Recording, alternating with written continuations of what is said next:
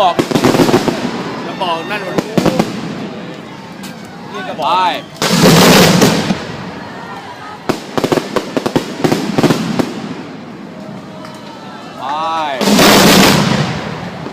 มาไม่ทันจะตัดตัวเจ๊ถ่ายหนูมั้งเด้เจ๊ถ่ายมาดูหนูมั้งเด้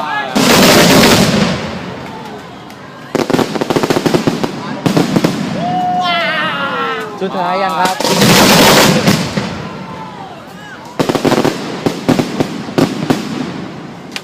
โอ้ยเหี้ยไป